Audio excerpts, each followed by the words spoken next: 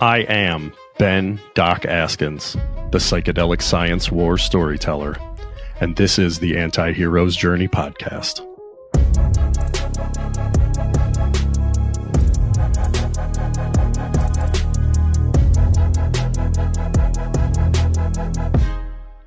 What's up, anti-heroes? Doc Askins coming back at you with another one of these here Q5 podcasts that I know you love, where I ask very diverse people identical questions and see what kind of answers they come up with. Today I've got Michael D. Fratkin, MD. He is a father, husband, brother, son, and palliative medicine physician. He's been dedicated to the well-being of this community for nearly 30 years. Approaching life and the practice of medicine with love and respect, Michael is a builder, an innovator, and a dreamer. He's been a transformative and provocative voice for improving the experience of people and families facing serious illness while ensuring that the meaningful professional experiences of those providing care are held in equal importance. Michael, it's a pleasure to have you on the podcast with me today, my friend. Thank you so much, Doc. Good to be here. Good to be here. Yeah, you got up early, and I appreciate you, making the time to have this conversation. I always get up early because that's the only way I can be free of my crazy family who are sleeping still. The dogs, the cats, my kids. That for sure. Yeah, It's a beautiful thing. That beautiful pain. So let's get the ball rolling here with question number one. What's your story? My story is, I hope, a lot like so many other stories. It seems to me like I have been trying to make sense of who I am and what I do and what I see and what I feel and what I learn as the sort of central arc of everything, making sense out of my existence. I was drawn to the care of people who are dying because I was drawn to the edge of things. At the time that my grandfather died, I was like 8 years old, and I remember going to the funeral, and there was all these people swirling about, sharing all kinds of like platitudes. I obviously didn't know that word, but I understood that there was something inauthentic about the politeness and the standardization of how people were communicating with each other about what was happening. Now, my grandfather was like the only person in my life that ever seemed to pay any real and true attention to me as an individual person.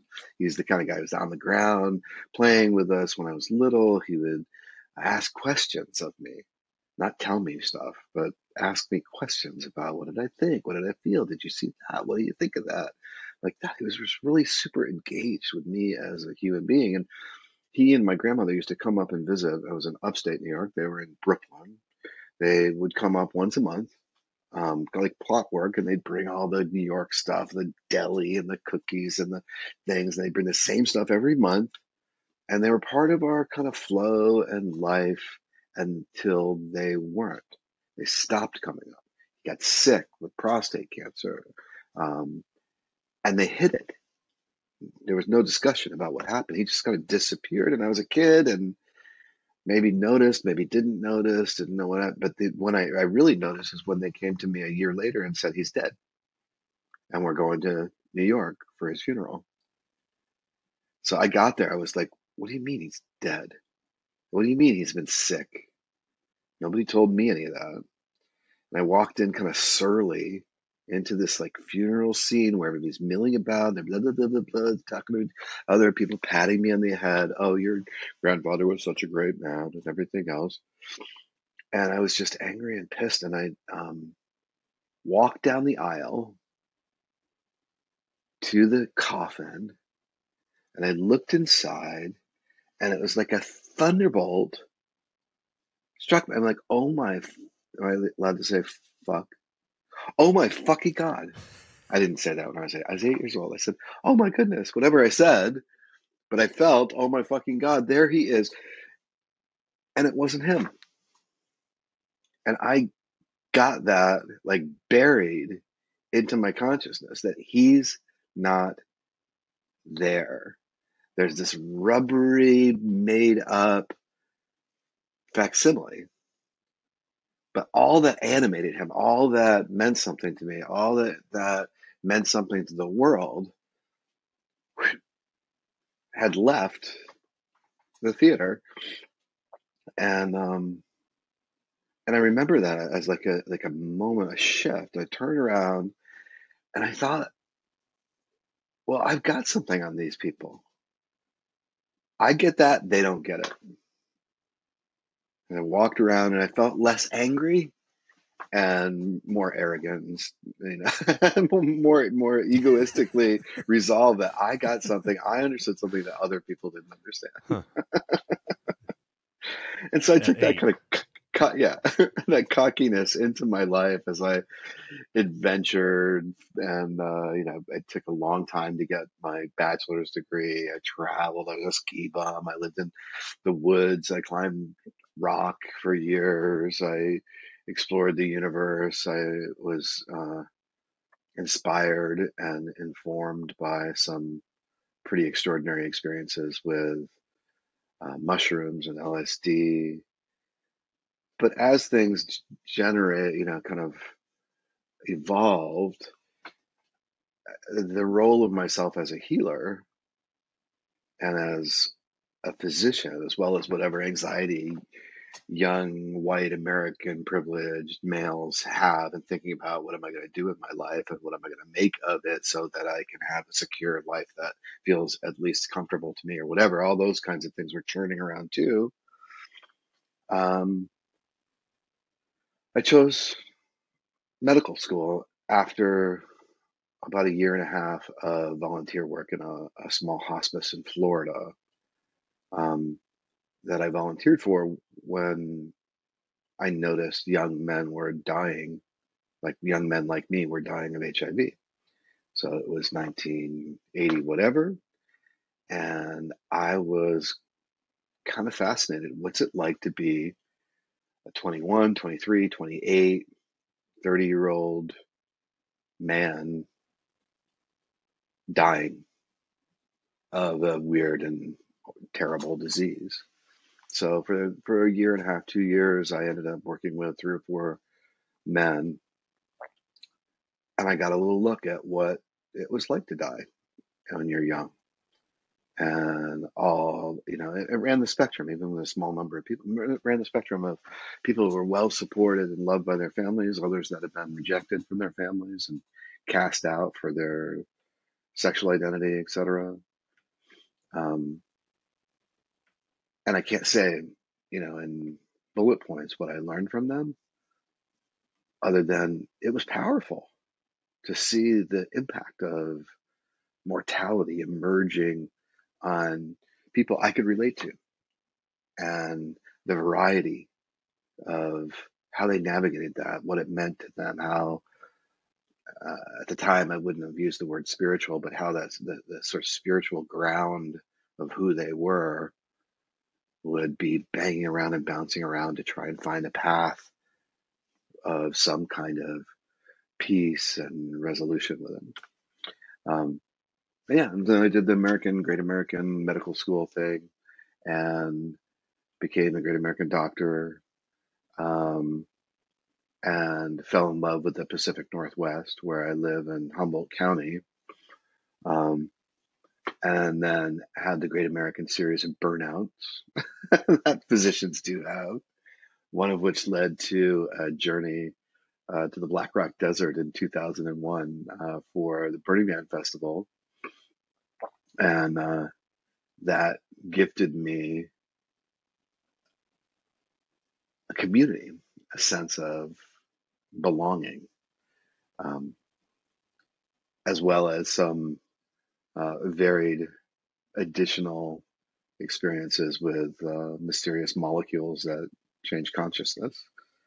So I built a big palliative care program here in Northern California. I built a hospital program, built a clinic program, and then built a home program using telemedicine. Um, and then arrive at this current moment with two kids. One is about to graduate high school, uh, one who is frighteningly similar to me, a bunch of animals, and a wife who loves me so much. Um, yeah, so my story is I love my family, I love my sense of place. I love this new adventure of beginning as a beginner again, and the role of guide and facilitator in a little ketamine wellness center. Um, Hmm. yeah, let's just say that's my story. You could ask me again, I'll tell you another story, but that's my story this morning. Yeah, that's the way storytelling works, doesn't it? It just kind of depends on where you are and who you're talking to, how it falls out of your mouth. But it, God, it feels like you kind of walk between worlds a little bit on a bunch of different levels there. I think of like the old movie, The Sixth Sense, with Haley Joel Osment, the little kid that sees dead people. Right. You don't see dead people, do you, Michael? I do feel the ghosts of the many thousands of people. And I now and again, when backed in a corner, will call out to them and ask them to help me to take care of pre-ghosts. Like if I end up in a situation where I'm taking care of a person who's struggling mightily and I can't Yeah. see the way forward, Yeah. I'll look up and ask for a little guidance. And this is how clever I am. As I take care of people and as they make their way towards their death, probably about half the time I'll remember to ask them.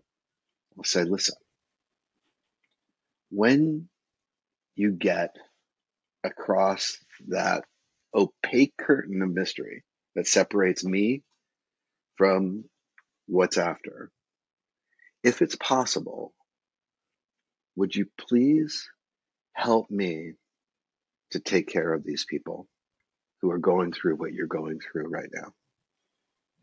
If from the other side you can assist me, support me in taking care of people and taking care of them well, please do. Please help me. Will you do that? And people take that in. And I think so far, I don't think anybody says, no, Doc, you're on your own. I won't help you. Pretty much everyone says, yes, Michael, I'll do that. And thank you for asking. And so I think these ghosts, of which there are now somewhere between 7,000 and 10,000 people I've cared for that have died. I think they're out there swarming around and now and again giving me a nudge in the right direction or a nudge away from the wrong direction. The Tibetan Book of the Dead talks about making your way through the bardo for about 49 days before you get recirculated back into wherever you're going next. And I don't know anything about all of that stuff. I just read the book, but sometimes I wonder what's going on. I wonder too. In those periods of time. It sounds like you're making the most of the opportunities that you've got with those people. Can you think of any I'm playing the particular odds, stories Ben, in that regard? I'm super curious about this. Like, yeah. What can you think of a particular story?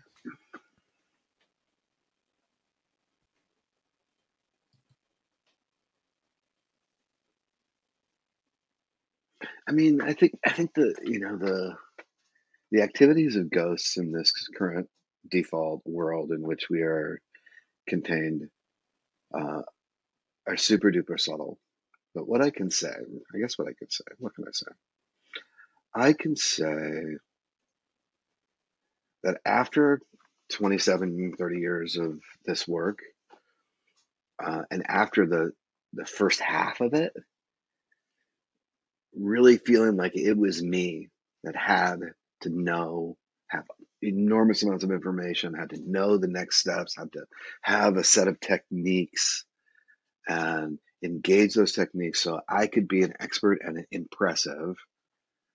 has drifted away, both in the context of experience and familiarity of things, and this is like or different from something I experienced before, has given way to a much more sort of flow-based way of being. I'm experiencing it now. Like, I didn't come in and study the 5 questions and say, what am I going to tell you? I feel moved, nudged, guided by forces I don't understand, which would include these spectacularly varied, interesting, and amazing ghosts, but also work with plants that I've been doing over many, many years and many, many circles and many, many ceremonies.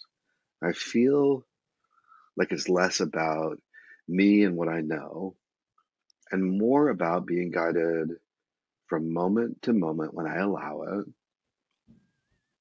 by the sort of energy of the field, which includes spirits of medicines that I'm working with and spirits of people that I've worked with and dogs, cats, and other creatures that have been part of my life. I feel like I've taken them into my spirit and that they guide me.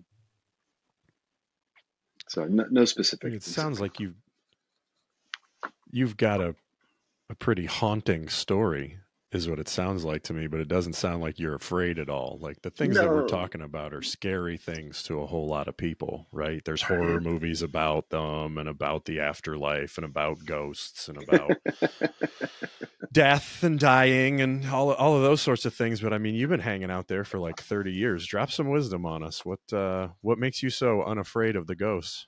Well, what makes us believe that we're right to be afraid of all those things? Like, what has us believe that it really, really is terribly scary?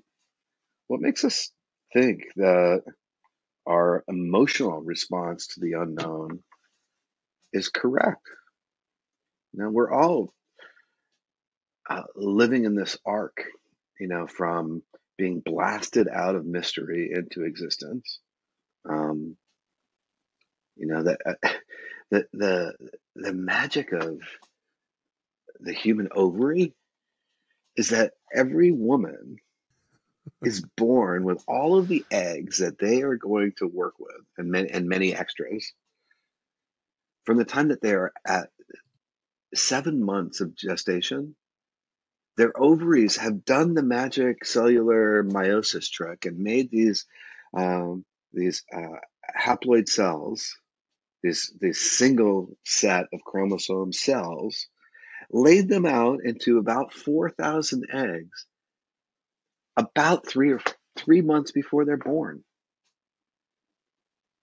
Now, the male contribution to all that is this like generation of novelty, like jillions and jillions and jillions of sperm that just get cooked up all the time and they're generated. It's like a random number generator, right?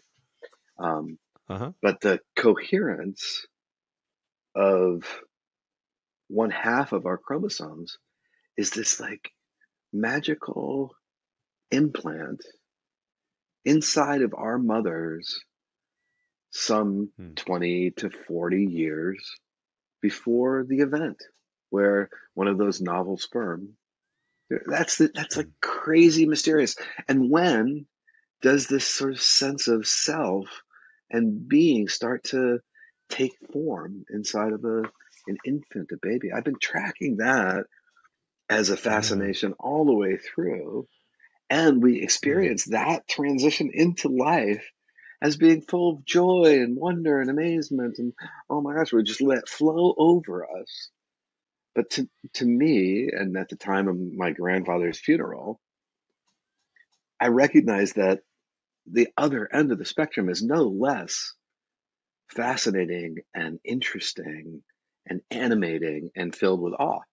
Like the idea that we live this life, we construct our sense of self, our consciousness, we deal with our traumas, we internalize our traumas, we clear the impact of our traumas, we learn new things, we see things in new ways, we can continuously transform and heal our own experience until our knees start to give out and our ears start to ring and our become deaf and I can't see very much and crinkling over. And Mhm. and on the other end, there's this equally transformative, magical, mysterious thing that occurs. So what I would say is get over it. Like, of course you're afraid. You're afraid of the unknown. You soothe yourself with everything you can craft together and put around you and wear clothes and shoes and houses and mortgages and insurance to satisfy yourself that the situation you're in is safe. That's all bullshit. It's all made up. Just embrace the arc of your life. You're born of mystery, you Yeah. return to mystery. In the meantime, you get to drive this amazing little body spaceship consciousness through the experience and have all of these connections and relationships and art and wonder and everything else. Embrace that experience for both its beginning and its end with the idea that it's all you really get to do. You get forever to be dead. You'll find out more about that later. But here and now, if you can navigate the pain and the suffering and the drama and the theater and the social primate behavior of all of those around you, you might have a pretty good time and serve others and learn a few things and have a few laughs. Hmm. Yeah, it sounds like awe and beauty are the things that you're Total pointing out junkie. as Total ways of junkie. I'm a overcoming fear. total awe junkie. Total Yeah. like a kitten in a bowl of milk with beauty and aesthetic resonance. Yeah, totally. Yeah. Uh, is it okay if I scrap the other 4 questions and we just talk? Apparently, we're gonna do that. Yeah, go ahead. I'm not attached to 4 questions or 3 or 12. Okay. Yeah. I mean, it's my podcast, but it's your episode, so I want to, ask your permission around I'm it. in But it with you, you man. brought up, the chromosomal magic going back into our moms and into ovaries and into haploid cells and all of that sort of stuff. And I just have this question that I've been rolling around for a while. I don't know what I think about it, but I wonder what you would. I wonder about what we call chromosomal abnormalities in like a holistic way. What's going on with XXY, Klinefelter syndrome, 45XO, Turner syndrome? Like what's happening at not just like we know from the books about the genetics and what's going on with some of that stuff, but what do you think like psycho-spiritually is going on? Mm, mm. Well, I've always considered um, the body kind of a machine to carry consciousness and to interact and to reproduce and to participate in the sort of the biological flow of that kind of ever always progressive kind of life, right? Um, but I've always disconnected it from the nature of myself. And so you can think about and it's messy and wet, right? It's not like a manufacturing process with, specifications and clear quality control, right? Um, but it works pretty damn well. Like most of us end up with a fully functional spaceship to float Yeah. about in the world with. 95% confidence interval on getting it, Yeah, exactly. I mean, it's similar, and right? that itself is like mind blowing because the complexity of the systems dwarfs anything we've ever built. Anything that we as we're Right. enamored with our ability to create complex systems and things like that. But it's like laughable next to what happens Yeah. even in an E. coli, let alone a Mm-hmm. human being, right? Or Mm-hmm. eukaryotic cell. Um, so the idea that the system is so prone to succeed, that even in the face of these fundamental core data sets like the DNA, the chromosomes as they're packed together, that even in the presence of what would seem to be overwhelming flaws in function or flaws in functionability, that the system can adapt and still carry a being through a life cycle, maybe shorter, maybe sterile, maybe whatever. But that the system is so spectacularly capable of supporting life and the presence and the seed of consciousness, um, that even abnormal or outside the standard deviation of how biologic systems are structured, that it can persist. And then the question would be is like, who are these people? How are they like us? How are they not like us? How fascinating are they? Like I, as a primary care doctor, I used to take care of um, severely developmentally disabled people with chromosome abnormalities, people with, anoxic injuries to their spaceship. They were born, people that are super duper different and function very, very differently than we do. And I had about 12 of these people that I used to go see on a every month or every other month basis where they live. And they're the people with the helmets, and they're the people doing weird stuff. They're the people that freak most people out. Um, and the thing that I loved the most, the thing that got me hooked on them, they had found kids from the college locally and given them good jobs, and they pair them with these adults one on one. And it was these young people who had this like natural ability to be in space with very, very, very, very different people that really hooked me and drew me to want to be in space with them. Like, so college students doing their sociology, psychology, or their pre-med or whatever they're doing at the college would get this job at this amazing system of homes called Butler Valley. And they walk with these people in town, and those people attract a lot of attention, a lot of disordered attention. Like people respond to people doing funny things with their hands, or autistic behaviors, or barking or chirping or doing all kinds of unusual things. Um, and and the sort of kind of Buddhist center that these young people were both brought with them and were trained up with. Oh, and so those are the people that actually know more about these mysterious other kinds of ways of being a conscious self, right?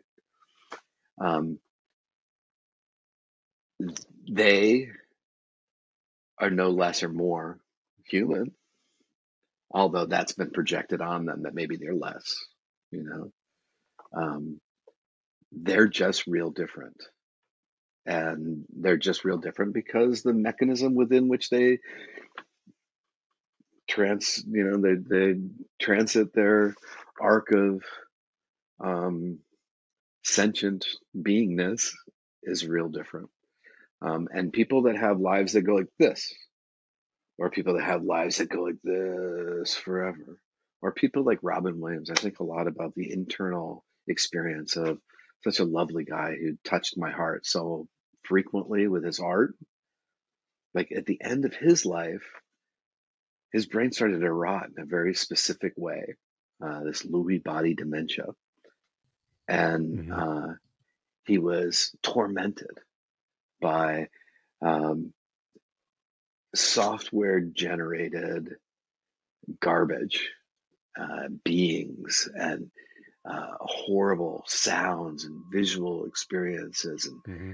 all the rest. And Sure. until he ended his life, um, one could say with his last act of rational action. Like, what is it like to be on the inside of all that? And even more Yeah. pedestrian, what is it like to be in the inside of anybody, you know, even if their spaceship functions pretty well, right? Like that's like Yeah. a beautiful thirst and hunger that I have to understand as well as I can, or to approach in proximity the real nature of a human being living inside of a different kind of vehicle. Did that? I don't And even know if for that those answers the question, but unfamiliar, no, I think it's an absolutely beautiful answer to the question. It's mm-hmm. way better than anything I was coming up with on my own, for sure. I was Well, thinking like maybe they got the souls of superheroes from some other planet and they just got them mixed up and sent them to Earth by accident, and they're stuck here, and it's unfortunate, but as soon as they're done here, they're going to go back to saving another universe. They just weren't meant for this world. But that's kind of more like a comic book children's story version. no, but there's maybe comic some book of what minds that like you're throwing out generate there. from these little seeds of interesting inquiry, that you can generate a whole Yeah, world. I Like that's a magical part of human creativity, right? No. right. It's the I want to mention real quick before we move ahead. You were talking about Lewy body dementia, and for people who are unfamiliar with the symptoms associated with developing that, there's a lot of what we call auditory and visual hallucinations. Was what you were describing: seeing little people, seeing animals, hearing voices. You know that Yeah. there's some real world view shaking / shattering experiences associated with what Yeah, you're and people with describing there. I wouldn't schizophrenia and leave other anybody out that's psychotic not disorders, like familiar. what? I mean, it's torment and torture to get a hold of a really fully functioning um, spaceship, um, for all of us. I mean, suffering inside of our own experience is profound for each and every one of us. It keeps us distracted. It keeps us materialistic. It keeps us, you know, self-centered or narcissistic, or conversely, it keeps us totally dedicated to the well-being of other people without caring for ourselves. And that's just in what we would call the middle of the bell-shaped curve, the sort of normals, right? You know, but for people that are living outside of that with extraordinary internal experiences that we barely can even fathom, um, kindness to them, uh, a willingness to connect, a willingness to push through our, you know, reaction to their otherness, whether their otherness is, you know, some, you know, very severely compromised adult person with a developmental disorder, or whether they're a person who is tormented by misgendered biology in themselves, or aggression they don't know what to do with, or hallucinations, or delusional ideas. You know, like I want to be of service to people and offer my support while they get a hold of finding what peace and tranquility is perhaps available to them. I think that's a beautiful thing, and I'm glad that you're at the helm of a lot of that work. I think you're the man for the job, from what I'm hearing, at least Yeah. in this one brief conversation that we're able to Yeah. have here. Maybe we could wrap things up with the fifth question and skip 2, 3, and 4, and I'll just ask you, who are you really, Michael?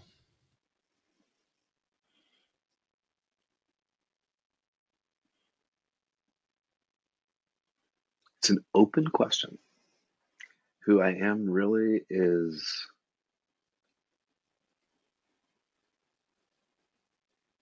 to be determined.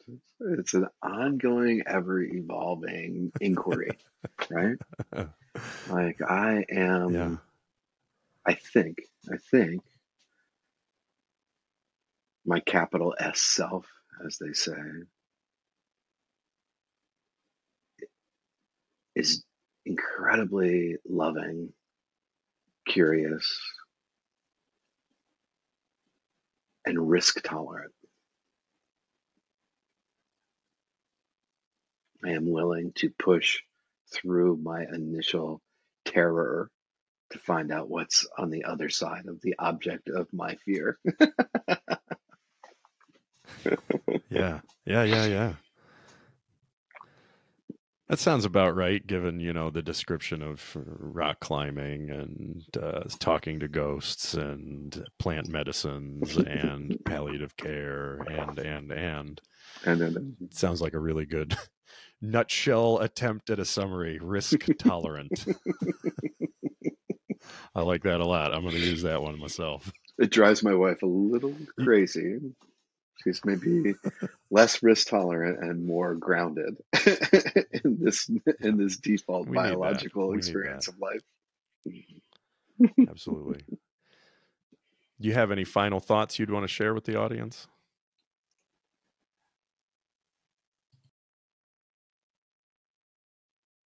One of the great paradoxes of humans engaging with humans is how private and solitary each experience that we have is, and how rich it is to try to bridge that distance without collapsing into the other person's experience. That respect that I have for you and every other person I encounter, but my willingness to take the risk of getting close, but not quite touching, right? The joy of connection and the reality of solitude and our own personal individual experience. That tension, that interface is where I live. Yeah, in the in-between. Yeah, the in-between. Not the upside down. That's a little scarier. For the Stranger Fans things out there. Stranger Things fans. Yeah. That's perfect. Yeah. Wonderful. Yeah. 11. That's a good number and a good girl. Well, it's been a pleasure and an honor and a privilege having you on the podcast, my friend. Right back at you, Doc. Do it anytime. It was really fun. Yeah, I think I'd like to do this again. We'll see. Doc out.